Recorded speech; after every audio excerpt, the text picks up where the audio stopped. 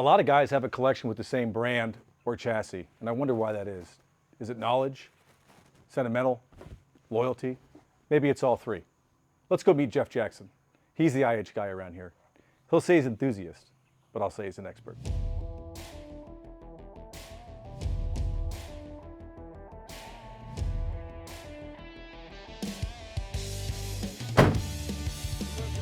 Welcome to the crazy. Thank you, man.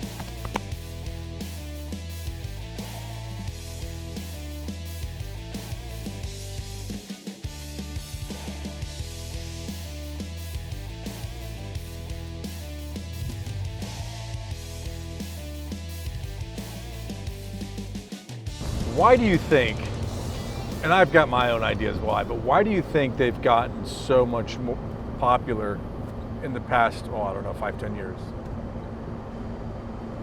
I think because maybe it goes back to the cookie cutter of Honda Accords, and I'm not knocking. I mean, I own an Infiniti and a Toyota.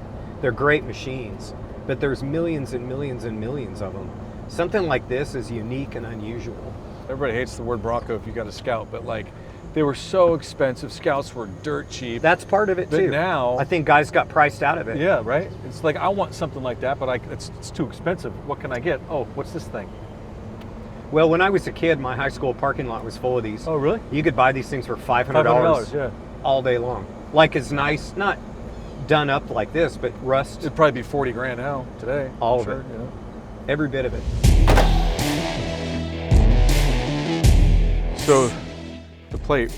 So the deal was, one of my classmates messaged me on Facebook who collects license plates. And he's like, man, you need some 1976 license plates for that thing. And I go, oh, I think my grandma's are here on the wall. And I was like, oh yeah, they're right there. My grandpa had a 1925 6-speed special. And that actually helped them get through the Great Depression. He farmed cattle. He was a grade A milk producer. And they had an orchard. And so to make ends meet, he would fill the old truck up with apples and drive to Denver, Colorado and live in the streets in the cab and sell apples one by one until the truck was empty. And then he'd drive back and fill it up and keep doing that till they were out of apples or the snow flew. That's amazing. My dad was an international guy too. I saw actually most of the Western United States in the back of a Travelall. It's just a connection that I have with this old stuff. You know, I don't know why. To be fair, I mean, I think learning how to work on stuff grew out of necessity of, you know, when I was a kid, we all four-wheeled. It's what we did, you know, growing up in Colorado. Ditched school, went four-wheeling, drank beer, shot guns. It's what we did. Yeah. Nobody was going to work on our stuff if we didn't fix it ourselves. So we had to learn how to fix it ourselves, you know. And I also was very fortunate to grow up at a time where, you know, one of our neighbors was the service manager at the Ford dealership, and he'd retired. He had all the tools, you know, and his thing was, you know, come over to Uncle Louie's house and have a beer and let's work on something, you know. So he really taught us, like, all the kids in the neighborhood on how to work on stuff right. How many Scouts did it take from a junkyard to build this one? 50. 50. Yeah. And that's where I've got it written down just to keep track for my own craziness. And other than the lift, it's all stock. Oh, and I did do the air conditioning system to R134, but it is a stock international air conditioning system. That one is a 1976 Patriot Scout, which there were very few Patriots made anyway to begin with. And that one, I didn't buy it knowing it was a Patriot. It just kind of worked out that way. We used to take my Aunt Nancy, she's going to be 104 next year, by the way, to Arizona to visit her relatives and take her to church. And I'm always looking. And I was looking at Craigslist one night in the hotel room, and she was in bed, and I saw this on Craigslist, this truck back here. Yeah. It didn't look like anything it looks like now. And he wanted $5,500 for it. So I'm like, sure, why not? I'll bite. You know what I mean? It looks good. It looks nice. I know it's from Arizona, so it has to be relatively clean. So I call the guy. And he's a total freak. You know, the phone rings like 8 times, and I'm like, all right, whatever.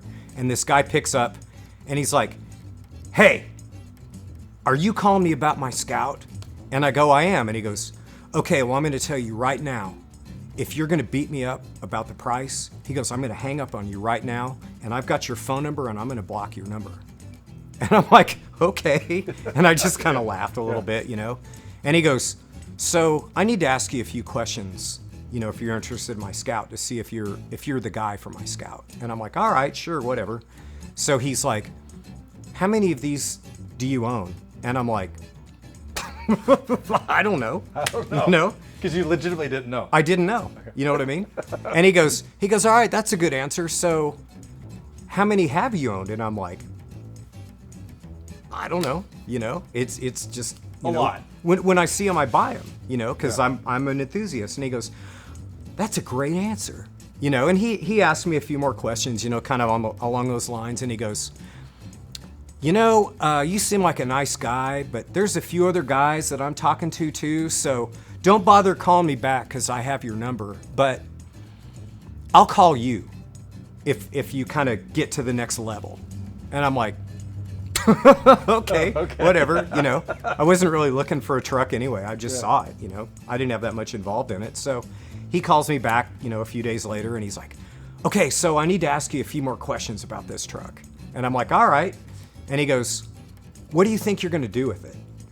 And I'm like, well, I said, I've never seen it, obviously, but it looks really nice and it looks really clean. You know, I said, there's really enough of these that have been hot rodded and jacked up and overbuilt. And I said, if it's what it appears to be, I'm going to take it back to the way it came in 1976.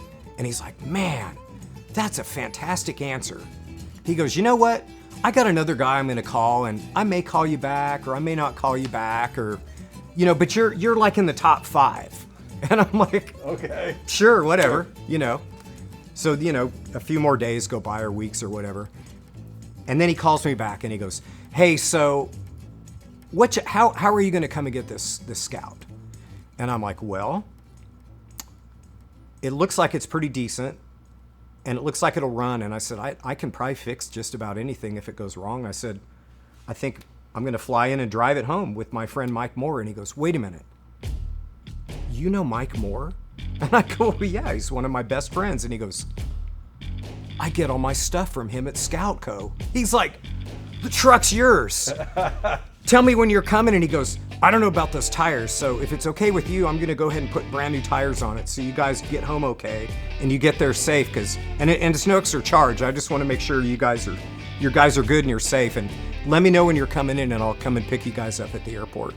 That's amazing. But I had it running and driving Mother's Day during COVID 2020. That's awesome. And so you're also saying you have a lot of NOS parts, and so you used your collection to actually build that car too, right? I did, and I bought 5 out of a junkyard from Colorado and had them all shipped here for backup parts too. Logistically, moving 5 vehicles from Colorado to here was kind of challenging. Honestly, I don't look at them as challenges. I look at them as opportunities to shine, right? So somebody way smarter than me told me one time, there's only one way to eat an elephant, and it's one bite at a time. You know what I mean? So I don't, maybe if I was doing this for a living, it'd be different. But the fact that I'm out here knocking this stuff together for fun, you know, if I get frustrated or something, I usually have train videos on. I'll go and watch train videos and then I'll go back to it, you know. But the biggest thing I've ever done might be putting together that white one, just because it was literally down to the bolt. As you know, being a Scout guy, there's little to no aftermarket support for them. So I had that in my arsenal, plus what you mentioned too, a lifetime collection of NOS parts. And you still collect too, don't you? Absolutely. This is really congested in here. 2 there, and there's 1 there. See, look, it's still got the IH picking tag on the side. You were asking me about trim? There's your trim. How much do you want? That's just the truck trim. The Scout trim's up in the ceiling. These are the $800 a pair. I was sourcing the best set for that little short box. These things are like $400 a piece now for those stupid little things. NOS used lenses. But notice the gear ratio. The old geezers called it the dreaded double horseshoe. There's your siren for the fire truck. Uh-oh, I'm gonna have to fix the one there because only 3 of them are flashing. Not everything works. LED lights in this one too. I knew along the way certain things worked. You know what I mean? Like I knew it was gonna turn over, you know. I got like the dash lights working. I got everything, the exterior lights working. Everything works. I don't like it if it doesn't work. But that thing of, you know, even though that thing was a really solid truck and I drove it home, it was completely dismantled out here in pieces for years, you know? So maybe the first time, you know, shot a little starting fluid down the carb throat and hit the key and it started up. It's like, yeah, it runs pretty good, man. I backed it out of the shop, backed it right out here, timed it, drove it to the post office, came back, retimed it, you know, went to the gas station, filled it up. You know, that's the payoff, you know? How many hours do you think you have into that? I have no idea. No idea. Because one, I don't keep track, and two, maybe I don't work as fast, or, you know, Okay. or to be fair, every single one of them, I'm always doing something. You know, like last week, I had some trim that I thought was better, you know, that when I put that thing together, I had some pretty nice trim, but I felt like I had better trim. So I stripped it all down and polished it and retrimmed it this last week. You know, I put a new oil pan and gasket on that thing. Sure. You know, 2 days ago. This being a true camper truck right here. See, there's your truck look camper at that. loading instructions. And then the instructions would be the same if it was a short box or long bed, hence the divisions. And you'll notice it's a camper truck, a dead giveaway, because you are not old enough to remember this, but that's for kids. When you'd have your kids in their camper and they'd kind of jump from the camper into the cab, into the cab, into the cab. Really? You know, as parents, that's what you did, right? Have this piece and this piece and this piece. And he was like, everything in this dealership is still on microfiche. Just send me what part numbers you need. Wow. So, of course, I got the parts book over there. So I just sent him my wish list of... Did you refurbish this back piece? I did. Okay. This is original to the truck. That's the dealership. That's the dealership where it came from? Yes. And you were saying this This truck... is my hometown dealership. This truck and that truck are how many far apart in VIN? 30. 30 apart. So they probably delivered same time, same dealership. And this is special to me too, because me being a third generation IH guy, this was the dealership where my dad would go, let's go down and mess with old man Hanson. You know, and he just loved to Okay. get him wound up. You know, sit in his office and piss him off and drink coffee. And, you know, my dad's like, well, that shit spreader you sent me isn't working out really well. What is it, 13-letter shit spreader? Is that what it is? Exactly. Yeah, yeah. Are these interchangeable with Scouts? It looks pretty similar. They are Okay. exactly the Yeah. same. Up to 79.80 when they went with a one-piece solid. Okay. Which, you know, that's kind of a drag too if you're that era, because the wiring's all different too. What carb do you run on the 392? Is that a 2300? No, it's a 4-barrel and it's a Edelbrock. 392 headers, 3.5-inch pipes, no mufflers, no cats, just like God intended, straight out the back. Want to hear it?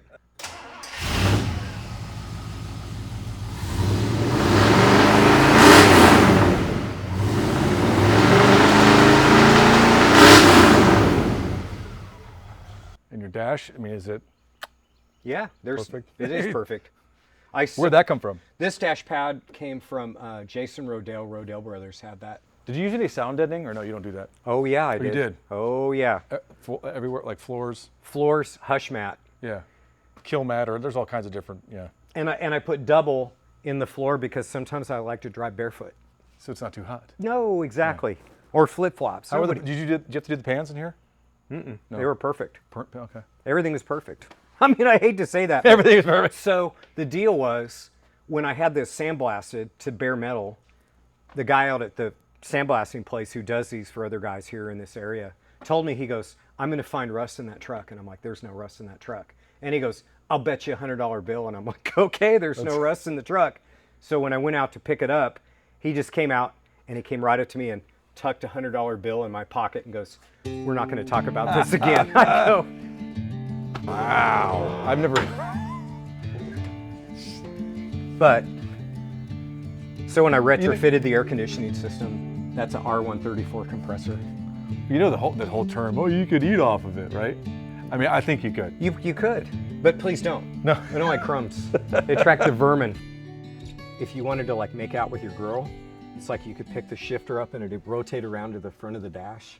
And I asked an old geezer, I go, so my dad told me that. He goes, oh, hell yeah, son. I'm like, yeah. Well, yeah, mine was originally a 3-speed, and so reverse was like Oh, almost yeah. touching the dash. Oh, right? yeah. And like here, and then you go to second. It's like up here. Well, you know, this is the same transmission as in that, Okay. and in that fire truck too. So like when you go to the gas station, do people just still go crazy over them? They do. Okay. They do. But I think too, ownership carries a certain responsibility to, you know, I try to help people and I try to be nice to everybody, you know, and really when people speak to you about your vehicle, it's kind of, you have to recognize that they saw something that connected with it. And I always think you should take time and be nice to people and answer their questions. When I used to live in another city not too far from here, they put on a big, huge cruise in it, and I had that thing out, you know, fresh from paint, fresh from body, standing tall. And there was this older couple looking at it, and she was going on and on and on and talking to him, and I kind of, our eyes sort of met, and something unspoken sort of passed between us. I don't even know how to explain it, but something happened, and he came back and found me, like, you know, later on in the evening, and he goes, I really want to thank you for bringing that truck out here tonight. Sorry, this is kind of emotional, but it's legit. And I was like, you know, some flippant, like, well, yeah, she likes to see and be seen. And he goes, no. He goes, you don't understand. He goes, I worked the parts counter here at Navistar for 38 years. And he said, we had one exactly like it that had a camper in it. And he goes, my wife hasn't spoken in 2 years. She has Alzheimer's. And he goes, so we'd bring her out to try to keep her socially engaged and active. And he said, she saw that truck and she wondered where the hell was the camper and where were the kids? I'm like, what do you say to that? What do you say to that? Nothing. That's, well, you know what? That's the whole thing. That's the name of the show is really Heart and Horsepower, right? It's like there's so much heart and there's so many stories. I mean, every car in here, and I love when people get to tell those stories. And so I appreciate you telling yours.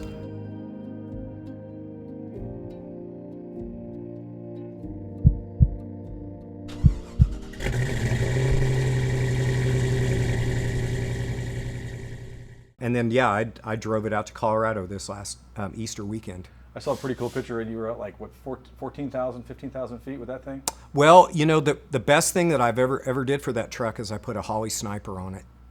And driving that thing to Colorado at altitude, yes, we went over Imogene Pass between Telluride and Ouray, and that pass crosses at 13,114 feet. Truck just chugged right up one side and down the other, no problem. That's awesome.